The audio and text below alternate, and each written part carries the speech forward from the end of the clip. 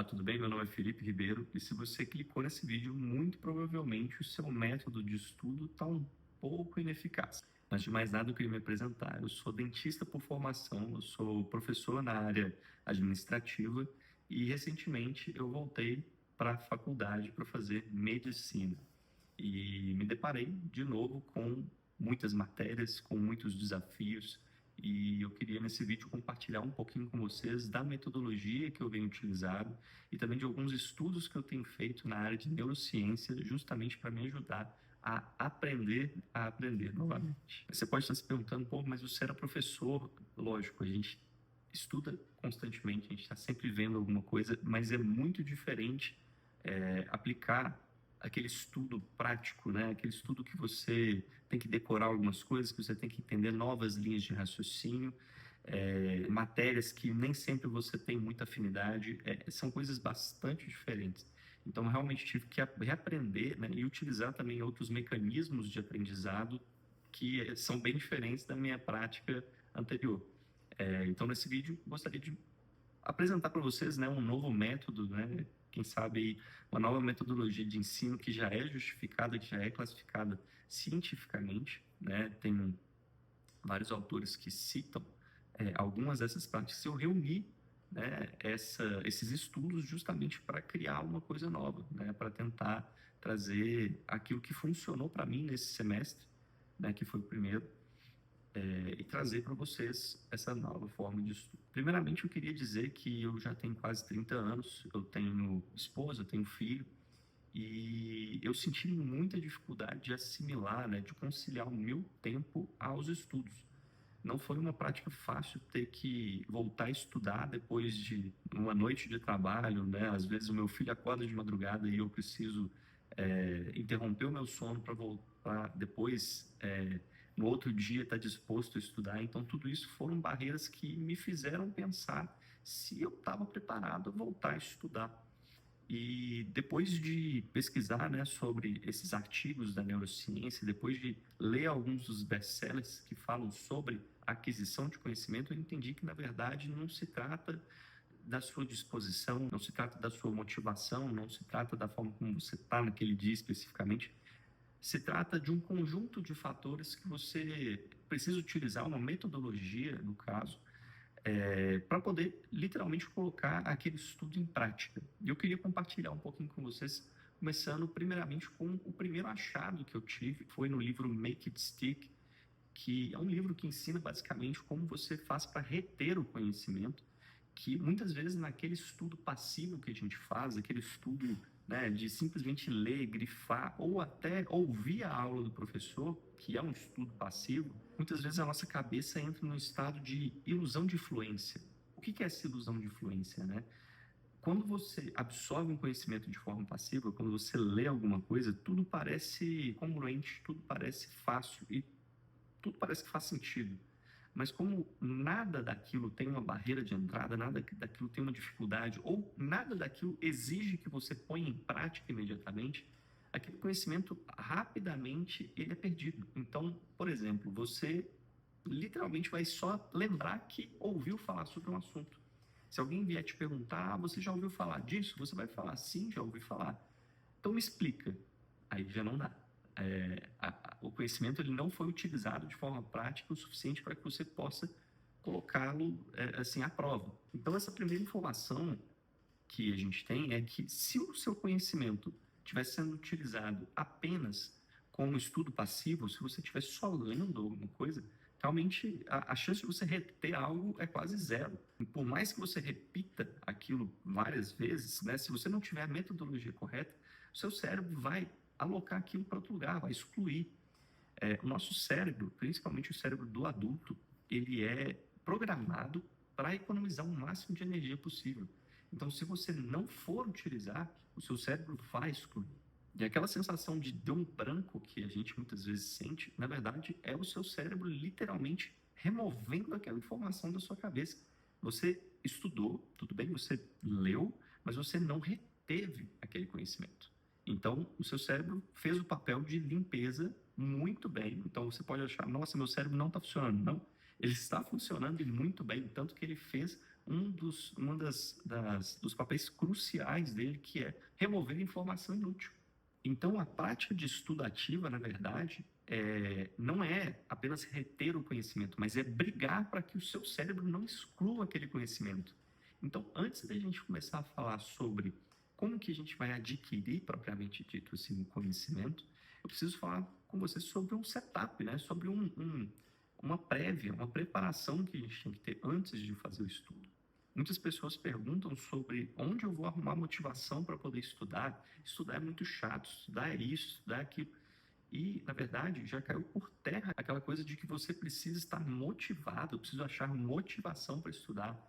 Né? Muitos coaches, né, têm colocado isso como se fosse uma nova metodologia, mas, na verdade, já é entendido que para você continuar fazendo alguma coisa, você não precisa de motivação. Você precisa simplesmente que aquele momento esteja restrito àquela coisa específica, certo? E que você tenha se preparado o suficiente para que aquilo tenha o menor esforço possível. E esse conceito é de um pesquisador da Universidade de Stanford chamado B.J. Fogg. E ele simplesmente colocou, né, elencou o nosso estudo, na verdade, a aquisição de qualquer conhecimento ou de qualquer comportamento em 3 etapas. A primeira, né, é a motivação, que existe de alguma forma ou existe em algum momento, e ela não necessariamente vai ser o ponto-alvo da nossa conversa, mas vocês vão entender onde isso vai entrar. Em segundo lugar, tem a habilidade. A habilidade é fazer algo com algum esforço.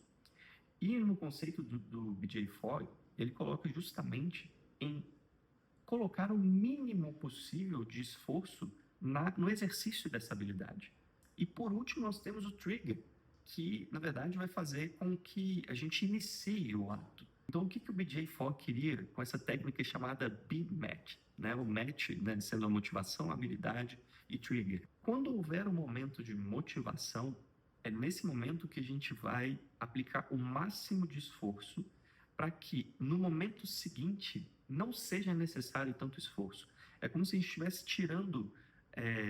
colocando aquele corpo fora da inércia em um momento de máxima força.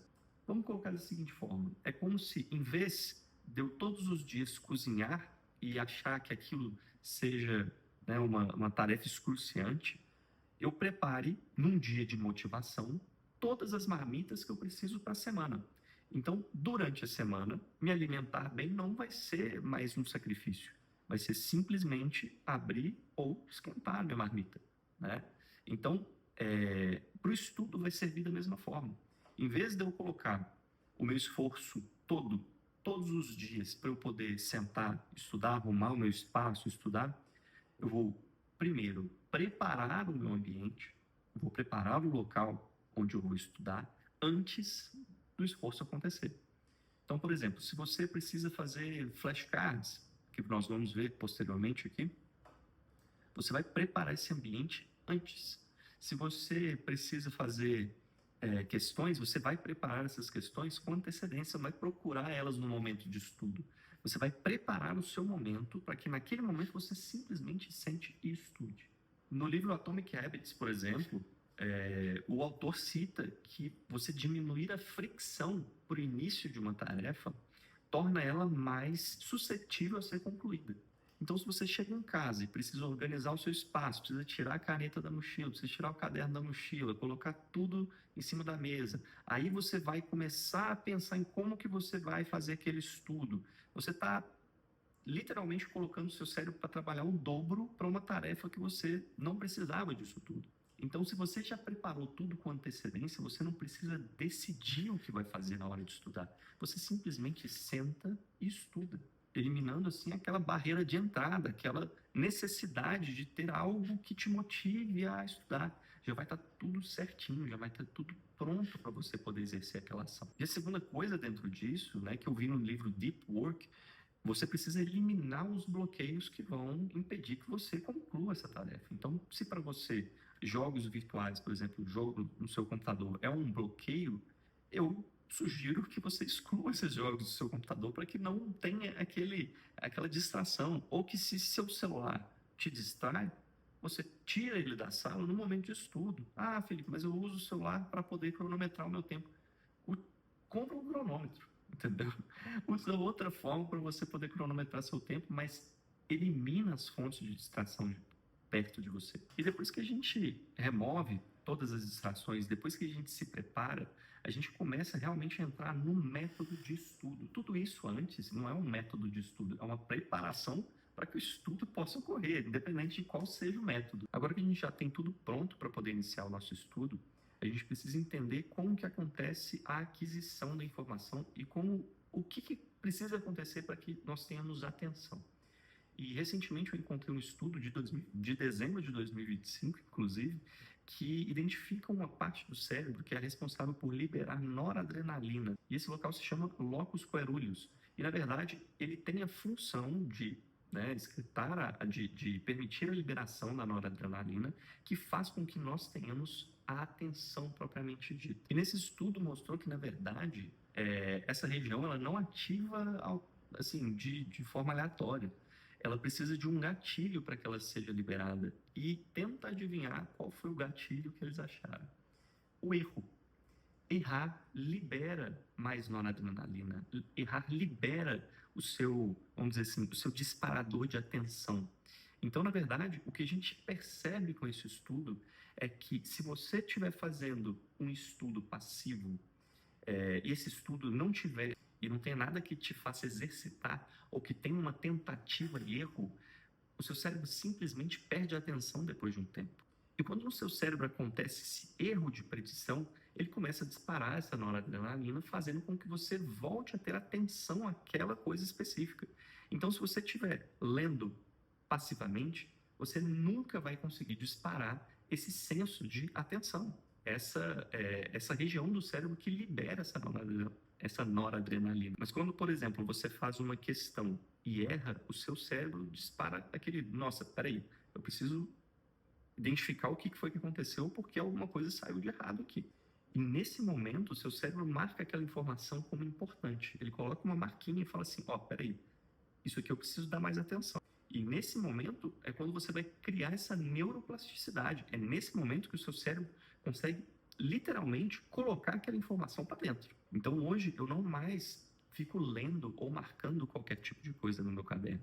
Eu busco colocar aquela informação em forma de questões. Depois eu vou mostrar para vocês direitinho como que eu faço isso. E através da tentativa e erro, eu vou literalmente adquirindo conhecimento através dos erros, principalmente. Quando a gente acerta, quer dizer que aquele conhecimento já ficou mais ou menos entendido. Mas quando você erra, você libera, né, essa sensação de atenção e você se permite aprender aquele conteúdo. E agora que a gente já entendeu que a gente precisa errar para poder aprender, a gente também precisa classificar o tipo de conteúdo que nós estamos estudando. Porque vocês concordam comigo que, por exemplo, matérias que precisam de muita decoreba, por exemplo, anatomia na medicina, se você aprende de forma diferente do que uma fisiologia, que você precisa entender um caminho como as coisas acontecem, e qualquer mudança nesse caminho vai alterar completamente o final da história, né, que a gente estiver elaborando. Para isso, eu encontrei dois autores chamados Pandley e Zimitati, que eles classificam os tipos de conhecimento. Esses dois tipos de conhecimento são os declarativos, que é basicamente o que é isso, né? Aprender um fato, aquilo como é. E o outro tipo de conhecimento é o conhecimento procedural, como isso acontece, quais foram os trajetos que ocorreram para que essa coisa final acontecesse. E o tipo de conhecimento declarativo foi entendido como estudantes de medicina, inclusive, que você fazer um movimento de repetição daquele conhecimento é a estratégia mais adequada. Mas não é um simples movimento de repetição no sentido de, eu vou ler várias vezes. Não. Aí que entram as estratégias como os flashcards e também aquelas estratégias de memorização espaçada que são utilizadas com os flashcards. Então você tem algo que é específico, por exemplo, essa veia se chama X. Nenhuma informação precisa ser adicionada a isso, é um fato, você precisa aprender esse fato. Então, se você colocar, por exemplo, flashcards para apontar uma região e você ter que nomear essa região, você precisa que aquilo se torne fixo na sua cabeça. Mas nós já entendemos que simplesmente revisar não é suficiente, a gente precisa de uma barreira. Qual vai ser a barreira que a gente vai colocar para que esse conhecimento tenha uma dificuldade, que seu cérebro entenda que ele é importante para você? Aí a gente utiliza a metodologia da recordação espaçada. Que aí, por exemplo, você pode utilizar plataformas como o Anki, que ele já tem integrado um timer para que ele identifique as suas maiores dificuldades e ele coloque num tempo certinho o quanto você vai precisar repetir aquilo, de quanto em quanto tempo você vai precisar repetir aquela informação. E assim você vai conseguir colocar para o seu cérebro, olha só, hoje eu estou vendo isso, daqui a 2 horas você viu de novo. Aí seu cérebro olha, opa, peraí, eu acho que isso aqui é importante. É melhor eu começar a lembrar dessa informação. Por outro lado, por exemplo, os conhecimentos como fisiologia, esse estudo já é completamente inútil. Você simplesmente colocar flashcards e ficar repetindo, você simplesmente vai decorar uma informação e na hora que aquele contexto mudar, você já não vai ter mais consciência nenhuma do que aconteceu, por que está acontecendo aquilo. Você não vai conseguir desenvolver uma linha de raciocínio para poder finalizar aquele pensamento. Para que na hora da prova, na hora de você se deparar com uma pergunta inédita que você nunca viu, você não vai conseguir literalmente colocar em prática o seu estudo. Então, para esse tipo de conhecimento, a técnica de Feynman é a mais utilizada. A técnica de Feynman literalmente faz com que você tenha que explicar aquele assunto para uma criança. Então, você vai simplificar aquilo da melhor forma que você conseguir. Você vai destrinchar aquele assunto de forma que você consiga explicar para alguém. Afinal, uma das melhores formas da gente aprender é ensinando. Mas se você não tem a plataforma para poder ensinar, ou se você não tem ninguém na sua casa para poder, que tenha paciência de ouvir você explicando, você tem que fingir que tem alguém na sua frente, ou você coloca, sei lá, uma inteligência artificial para te ouvir, e literalmente você vai destrinchar aquele assunto de forma que até uma criança entenderia. Coloca algumas analogias, faz aquele conhecimento que às vezes é mais bruto, que é mais técnico, ficar mais simplificado, para que o seu cérebro também consiga fazer essas assimilações no momento da prova, né? Ou no momento que você vá precisar daquele conhecimento, que não necessariamente é só a prova. Mas agora você pode estar até se perguntando, pô, Felipe, mas você não falou que você não tem tempo para estudar direito, você não tem tempo para fazer essas coisas. Como é que é feito? Porque assim, fazer flashcard toma tempo. Você simplificar uma questão, né? Ou fazer questões e simplificar um conhecimento não é uma tarefa que é fácil também. E eu concordo, não é fácil mesmo. Ultimamente eu tenho utilizado o notebook LM. Eu não sei se vocês têm familiaridade, é uma inteligência artificial do Google, e lá dentro você pode colocar, por exemplo, artigos científicos, você pode colocar livros, você pode colocar capítulos de livros, né? Pode colocar vídeos de YouTube, o que você quiser, você coloca como fonte e pede para ele fazer algo. E esse algo tem várias opções. Você pode pedir um áudio, e esse áudio pode ser, por exemplo, um modelo de podcast que tem 2 interlocutores que eles vão conversando sobre aquele assunto de uma forma bem simplificada, o que volta naquele contexto de simplificação do conhecimento. E também a gente tem os quizzes, que são muito bons. Tá? Eu testei nesse ano e assim, os meus colegas me pediam para fazer os quizzes, né, na época de prova, justamente para fixar aquele conhecimento, para você ter aquela tentativa e erro, ó, não consegui, tenho que fazer de novo. Eu recomendo fazer vários quizzes, porque se você ficar fazendo o mesmo quiz, você vai acabar decorando as respostas. E tem os flashcards também, que você pode utilizar esses flashcards e jogar no Anki, por exemplo, para que você tenha não só a vantagem de ter as perguntas, mas também aquele intervalo espaçado para que o conhecimento seja retido. E o terceiro método para aquisição de conhecimento que eu achei super diferente, que eu não tinha ouvido falar disso antes em nenhum vídeo que eu tinha visto, é o interleaving. O interleaving basicamente é você diminuir o tempo de estudo em um assunto específico. Então, por exemplo, você vai estudar anatomia e você tem na outra semana para estudar fisiologia, por exemplo. Então, em vez de eu estudar hoje o dia inteiro anatomia, eu vou estudar 1 hora de anatomia, depois eu volto e estudo 1 hora de fisiologia, e depois eu volto a estudar 1 hora de anatomia. Esse modelo é chamado de contraste discriminativo. Quando você coloca uma matéria em contraste com outra, você obriga o seu cérebro a ter que diferenciar as duas coisas. Ou seja, você vai estar obrigando ele a trabalhar mais. Então, se você estiver estudando um modelo de maratona, você está lá estudando durante, sei lá, 3, 4 horas no mesmo assunto, o seu cérebro, depois de, sei lá, 1 hora, ele entra num estado como se ele tivesse se acostumado com aquele assunto. Então, vou colocar um exemplo bobo, mas vamos supor que você estivesse vendo as nuances de uma maçã. Se eu colocar 100 maçãs para você observar, você vai começar a ver as semelhanças entre elas e não vai conseguir discernir muito o que é aquele objeto que você está vendo, né? Você vai ver, ah, beleza, é assim, ok. Agora, se eu colocar a maçã do lado de uma laranja e pedir características de uma maçã, você vai conseguir separar, distinguir e diferenciar elas de uma forma muito mais eficaz. Ou seja, se eu colocar um conteúdo e em um curto intervalo de tempo inserir um outro conteúdo que é diferente daquele, o nosso cérebro é obrigado a fazer essa diferenciação. Não necessariamente você diferenciando os conteúdos, ok, esse tem a ver com o outro, às vezes eles não têm nada a ver, mas se você colocar eles lado a lado, em intervalos curtos de estudo, você obriga o seu cérebro a fazer essa discriminação. E assim o seu cérebro vai conseguir reter melhor aquele conteúdo anteriormente. E outra, além disso, quando você estiver estudando, por exemplo, a anatomia, pausar, fizer o outro estudo sobre outra matéria, fisiologia, por exemplo, e retornar à anatomia, você vai, no momento da volta a esse estudo, você vai ver o quanto foi retido e o quanto você precisa ver de novo, o quanto você precisa assimilar de novo.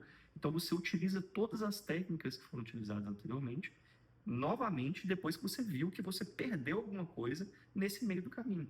Então, essa dinâmica de você discriminar os estudos, de você colocar intervalos com estudos diferentes, foi comprovado como sendo mais eficiente do que grandes maratonas estudando o mesmo conteúdo. Então, esse é um dos novos métodos que eu particularmente não conhecia, que me fizeram entender um pouco mais sobre colocar o cérebro em atrito, em dificuldade. E lembrando, pessoal, o tempo inteiro a gente está falando de dificuldade, estudar nunca vai ser uma tarefa fácil de ser feita. Né? É por isso que a gente diminui a barreira de entrada para o estudo e não as dificuldades que você vai ter que impor para o seu cérebro para literalmente aprender aquele conteúdo. Isso vai ser sempre difícil. Não tem como você colocar um dispositivo na sua cabeça e faz aquilo entrar por osmose e você consiga tirar total uma prova. Isso não vai acontecer. Você precisa desenvolver a linha de raciocínio. Isso não tem fórmula mágica, não tem uma forma mais fácil isso acontecer. Agora, se você estiver utilizando métodos que não te ajudam, aí sim, você nunca vai aprender. E a última etapa é você consolidar esse conhecimento. E isso é uma coisa que eu já tinha ouvido falar, e eu acho que você também já ouviu falar, que é o descanso. Então, para que você possa consolidar todo o conhecimento que você adquiriu, toda a dificuldade que seu cérebro passou, você precisa de um momento de descanso. Por isso, as suas horas de sono são muito importantes. E quando eu me deparei com essa necessidade, foi onde eu me desesperei, porque eu tenho um filho novo, ele acorda religiosamente pelo menos uma vez por noite, e eu trabalho à noite, eu chego em casa tarde. Então fica aquela coisa de como que eu vou ter as minhas 8 horas de sono, como que isso vai ser parte da minha rotina, sendo que eu não consigo. É impossível que hoje eu chegue em casa cedo, que eu durma 8 horas direto e acorde plenamente amanhã, assim, como se eu fosse a bela adormecida. Isso não acontece. Foi então que depois de ler um artigo da Physiological Review, de 2025, eu tive um alívio muito grande, porque lá falava justamente que eu não precisava de ter esse sono contínuo. Eu poderia ter esse sono de forma picada, não tem problema, e que aquele conhecimento que o meu cérebro estaria assimilando no momento do sono profundo, ele não seria interrompido e excluído, ele só seria pausado e depois retomado. Lógico que existem perdas nesse processo comparado com uma pessoa que consegue dormir as 8 horas de sono completas. Mas você não pode, o que você não pode fazer é você trocar horas de sono por horas de estudo. Então, para mim, que tenho poucas horas de sono, na verdade não tenho poucas horas de sono, mas tenho intervalos durante o sono, isso não vai ser um problema, por assim dizer. Qual que é o grande problema? O problema é você substituir as suas horas de sono por estudo. Ou seja, você não estudou o suficiente, ou considera que não estudou o suficiente antes de uma prova, e você utiliza a madrugada anterior à prova para poder estudar. A gente já sabe que isso não funciona. O seu cérebro não vai conseguir captar o suficiente, você não vai ter o descanso suficiente para no momento da prova você ter a recordação do que você estudou. Então, todo o processo que você teve de estudar, de relembrar, vai ser basicamente jogado no lixo. Então, além do tempo que você vai utilizar para poder, né, adquirir aquele conhecimento, você também precisa reservar o tempo de descanso. A sua noite de sono, principalmente anterior à prova, ou na semana de prova que você está estudando, você precisa reservar o seu tempo de descanso. Isso é indiscutível e inegociável. Por mais que você tenha estudado abaixo do que você deveria, é melhor você ir para uma prova descansado e conseguindo relembrar daquele conteúdo que você estudou, por mais que seja pouco, do que você achar que durante a madrugada você vai conseguir reter mais conhecimento do que todo momento antes no semestre que você teve tempo de estudar, né? Então, a verdade é que o planejamento aí que entra em voga. Se você não teve tempo antes para poder estudar, não vai ser 15 minutos, né? Ou, né, na madrugada anterior à prova que você vai conseguir fazer isso. Inclusive, isso pode prejudicar o seu rendimento. Então, pessoal, para fechar, né, eu queria consolidar esse conhecimento que a gente acabou de ter, fazendo um resuminho. Então, a gente tem que entender que o nosso cérebro ele é muito eficiente. Quando a gente não utiliza algo, ele exclui. Então, o que a gente vai ter que fazer? A gente vai precisar implementar formas dele conseguir se esforçar para adquirir aquele conhecimento. Entretanto, o esforço ele só entra depois que a gente já começou a estudar. Antes do estudo, a gente precisa diminuir a barreira de entrada para adquirir o conhecimento. Então, o máximo que a gente puder se planejar para esse estudo, o máximo que a gente puder organizar o nosso espaço, colocar as questões já prontas, deixar tudo organizado para que o estudo possa ocorrer, diminuir essa barreira de entrada é o melhor possível. Agora, depois que a gente inicia o estudo, a gente aumentar a dificuldade vai fazer com que o nosso cérebro acione, né, quando a gente errar, ele vai acionar aquela parte do cérebro específica para que libere noradrenalina, fazendo com que a nossa atenção volte para aquele assunto. E, muito importante, quando a gente estiver estudando, é importante que a gente não se mantenha no mesmo estudo por longos períodos, senão o nosso cérebro vai acabar se acostumando com aquela matéria e, por assim dizer, ele vai começar a entrar naquele movimento passivo. E depois que ele entra nesse movimento passivo, você começa a diminuir a dificuldade daquele estudo. Então, você intercala ele com outra matéria, fazendo com que assim, o seu cérebro seja obrigado a identificar contraste nessas duas matérias, e assim ele vai assimilar aquele conhecimento como importante. Além disso, a gente delimitar o que é conhecimento declarativo, né? Aquele factual que você precisa se lembrar de fatos, ou seja, a decoreba, é a gente conseguir separar esse estudo, que é feito por repetição, é feito por note cards, né? Por flashcards, na verdade, separar esse tipo de estudos que são mais procedurais, estudos como, por exemplo, de fisiologia, que você precisa entender o fio da meada, que você vai precisar estudar ele aplicando métodos de ensino, né? Aplicando métodos que você vai precisar realmente falar sobre aquilo, que você vai colocar aquilo de uma forma mais fácil, fazendo mapas mentais, por exemplo, fazendo resumos da cabeça, não resumos você lê e vai passando, não. Eu preciso escrever o que eu aprendi sobre aquilo, escrever de forma simples, da forma que eu lembro. Dessa forma, você vai conseguir realmente separar esses tipos de estudo e aplicar a metodologia certa para o estudo que você tiver que fazer naquele momento. E além disso, eu dei a dica para vocês sobre o Notebook LM, que lá você vai ter uma plataforma assim, inteiramente proposta para o estudo.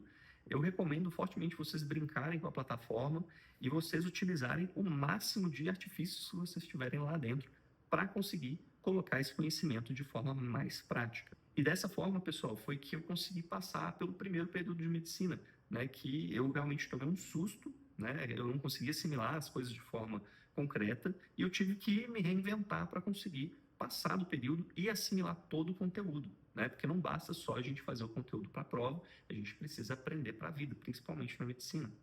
E para a minha rotina, que é uma rotina corrida, é uma rotina difícil, né? Eu tenho muitas coisas para fazer, eu tenho muitas tarefas que são obrigatórias E muitas vezes eu não tenho o tempo disponível que a maioria das pessoas pode ter, as pessoas que são mais novas, que entraram na faculdade ainda morando com os pais, eu preciso desse tempo, eu preciso do artifício de uma inteligência artificial para que ela possa me auxiliar a chegar nesse ponto de forma mais rápida, e não necessariamente mais fácil, mais rápida. Então, se você chegou até o final do vídeo e gostou do meu conteúdo, quer que eu faça mais, quer que eu mostre como que eu faço essa introdução do material no Notebook LM, e às vezes mostre como é que eu faço para justamente colocar esse conhecimento em prática, coloca nos comentários, que aí eu vou respondendo aos poucos. Esse é o meu primeiro vídeo aqui do canal, então eu gostaria de muito feedback, se vocês tiverem qualquer coisa para me pedir, ou qualquer coisa que eu possa ajudar, coloque aqui nos comentários, e à medida que a gente for aprendendo, eu também vou passando mais conhecimento para vocês. Então, agradeço a presença de vocês e a paciência até o final, e até o próximo.